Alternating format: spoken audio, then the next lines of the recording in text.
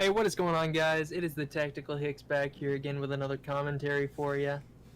We've been having some issues with video rendering and our editor being on vacation and everything, which is why the newest range video isn't up yet.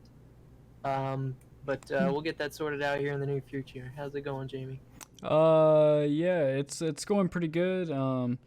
I'm letting Daniel take the lead on this one because I'm a little wasted. Just got back from the bar. But we decided we needed to get a video up for you guys on Monday. So you're gonna be seeing some Black Ops 4 gameplay, along with a commentary on a topic that we are a little upset about. Yeah, absolutely.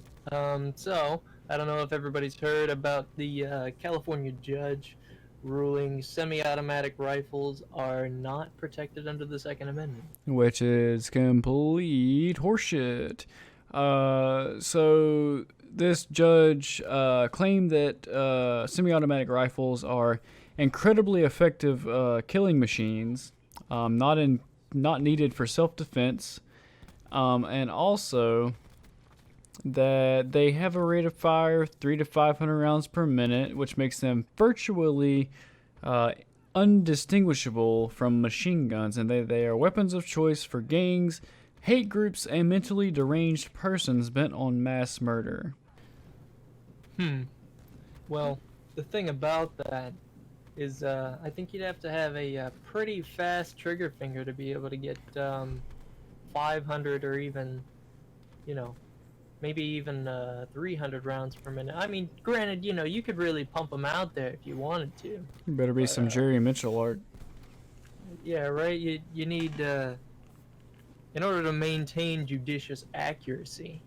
I don't think that's quite accurate. She also said that the bullets fired by semi-automatic rifles, quote, can pass through both humans and buildings and therefore pose a greater risk of striking innocent bystanders, unquote. I do believe that she's got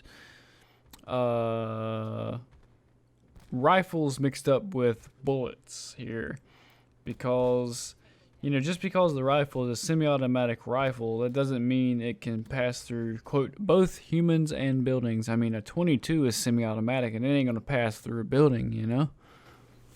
Right, and I do believe she's forgetting that most semi-automatic rifles are chambered in smaller calibers than a lot of bolt-action rifles are. So, if you really want to punch through a building, why don't you just get a 30-06 or 308 or something like that? Or even a 50. Right, exactly. Well, of course, I think in the state of California, 50 caliber guns are illegal, or at least they were, and that's why Barrett came out with a 416 Barrett, which actually has better ballistics and does more damage than the 50. Of course. No, right. So they did that to circumvent the law. They said, and, take this, ended up- California. Basically, yeah. So the thing that really upsets me about this is that this really shows you that They let anybody be a federal judge. having a high level of education is not necessarily indicative of reading comprehension ability. Because the thing about it is that whenever you take into account the Constitution and the Second Amendment, it says along the lines of to keep and bear arms. So arms meaning weapons and ammunition. So of course, it doesn't just say small arms, as in, pistols, rifles, things like that. It says arms. So not only are semi-automatic rifles covered under the Second Amendment, but any arms are as well, including cannons and tanks.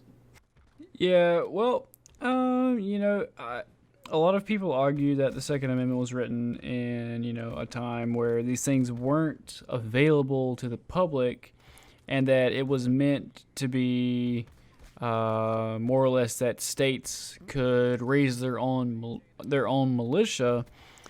But at the same time, I my personal opinion is that the founding fathers, when they wrote the Second Amendment, you know, they meant it to protect the first and all the other amendments after that, but especially the first, because if you take away the people's right to bear arms, then that basically allows the government to just do whatever the hell they want to, which is why the Second Amendment is there in the first place, in my opinion, at least. Precisely. And don't you think that the founding fathers would have had the forethought to realize that technological advancements would create weapons and technology that were unfathomable at the time? Uh, you know, I like to think that the founding fathers were smart men, so yes, I would agree with that. Um, Right. and Which is why they worded it the way that they did. They didn't say muskets. They didn't say just regular weapons or anything like that. They said arms. right, and I do see the argument that like the assault weapons ban of the '80s. A part of me does agree with that because I really don't believe that the majority of the population should have access to fully automatic weapons because there are a lot of bad people. Um, do I like fully automatic? Sure. Do I want one? Sure. But do I think everybody should have them? No. But do I think that everybody who is not a felon should have the right to bear arms? Yes. And what they could have done, instead of making them extremely prohibitive to own, as much as I hate the National Firearms Act, they could have done something similar if they really wanted to. Instead of just, you know, banning something from after, you know, 1986, was it? I do believe so. Yes. Is that or Uh, 85?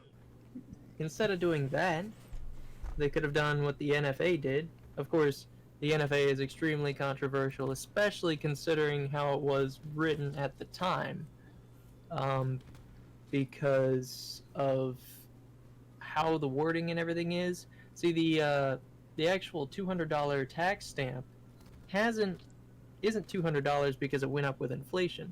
It was set at $200 in the 20s. Which in the And 20s was a hell of a lot of money. And even right. today, like for certain people, it's still a lot of money. But that's if you took that same person and put them in the 1920s in their same state, that still would have been a hell of a lot of money. Oh yeah, for sure. Um, and that kind of thing. Okay. They set it at $200 because the cost of a Thompson submachine gun was $200. So they effectively doubled the price of the Thompson submachine gun because of gangster movies showing bootleggers and gangsters shooting up neighborhoods with the Thompson submachine gun.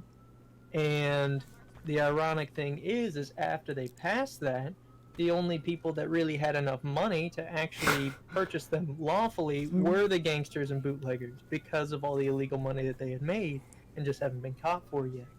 And like I said, in some ways, I do support the assault weapons ban, but in others, I don't. Like I said, because um, the Second Amendment does say the right to bear arms, not small arms, not muskets, not semi-automatics, not bolt actions. It doesn't specify any type of arms. I just see the argument that the general population shouldn't have a fully automatic.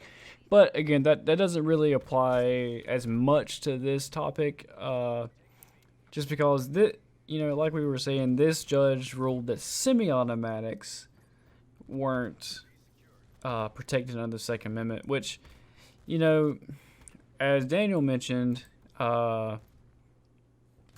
she said how like this quote semi-automatic, can go through buildings and people alike, when in reality, it's more likely that that a bolt action or a single shot rifle is more likely to have the higher caliber, ammunition that is going to be able to do that. Because, like you said, generally the semi-automatics are chambered in the smaller calibers, mainly because of recoil mitigation and stuff. And I mean, granted, there are 50 caliber rifles that are semi-automatic, but that's not the point. The point is that it's more likely to be chambered in a smaller caliber because it needs to be controllable. A lot of it is there's no real point in putting such a huge bullet in a semi-automatic platform if you're gonna, have to take the time to recover from the shot anyway. Not to mention that it also says here that where's it at?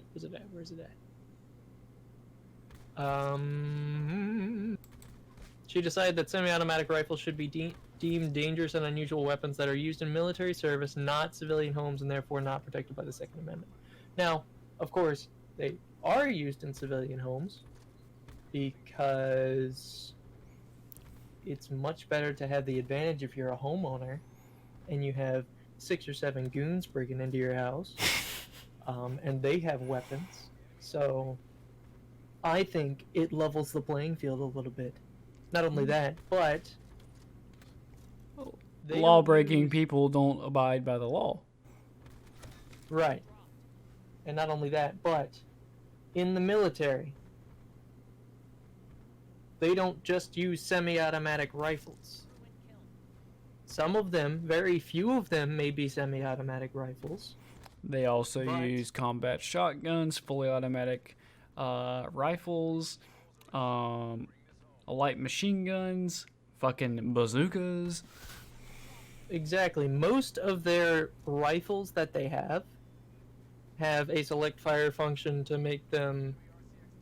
They can use a semi-automatic function, or it's a burst fire function, or they're fully automatic. So, if they actually knew anything about the military, which I'm sure that they actually don't care about the military, because there's a lot of people that happen to live in that state because of the way that they lean. They don't support the military, they don't support our troops and our veterans. They don't know anything about it because they haven't done their research, and that is a serious problem whenever you're a person that is in place to enforce and interpret the law. Yeah, mainly that interpret part there.